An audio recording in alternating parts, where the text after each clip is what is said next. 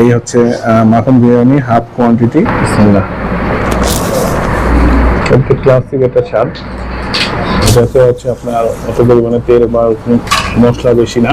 2 3 4 5 6 7 7 8টা 9টার মতো মাংস হয়ে যাবে।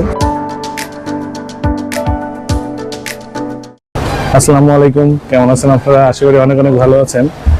আজকে চলে আসলাম পুরান ঢাকার হাজি মাখন বিরিয়ানি খেতে।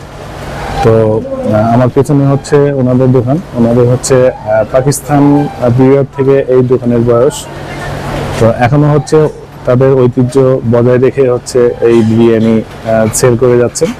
তো আজকে হচ্ছে আমরা আপনাদের দেখাবো তাদের কোয়ান্টিটি আর হচ্ছে এই বিরিয়ানির টেস্টটা কেমন সেটা। তো চলুন যাওয়া যাক ভিতরের দিকে।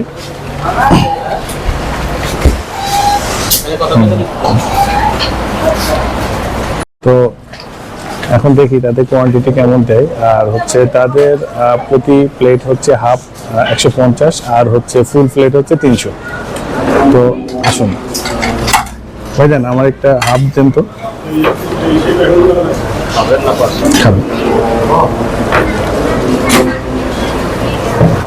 তো এই হচ্ছে মাখন বিরিয়ানি হাফ কোয়ান্টিটি, এটা হচ্ছে 150 টাকা পার প্লেট।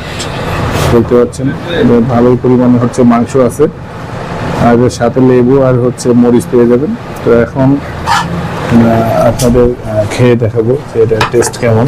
তো হচ্ছে মাখন বিরিয়ানি, এটা হচ্ছে অনেক ক্রিমি আর হচ্ছে মাংসগুলো হচ্ছে মানে অনেক অয়েল ফ্রি আর কি। তো খেয়ে দেখা যাক। বিসমিল্লাহ।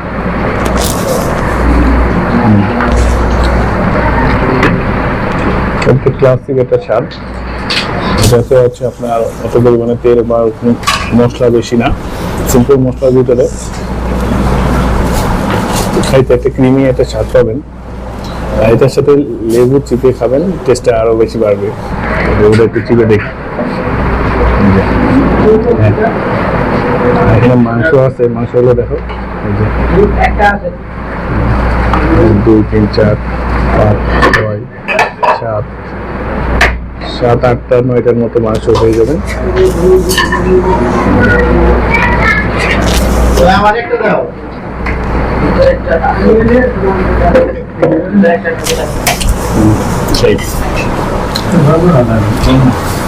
এটা অনেক অতি পুরাতন, মানে এটা হচ্ছে প্রায় 30 বছর 40 বছর পুরানো আর কি।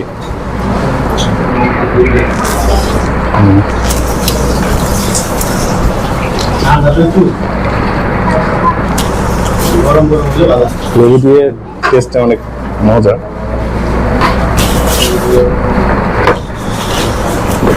রাইসটা একটা একটা ফিল আছে।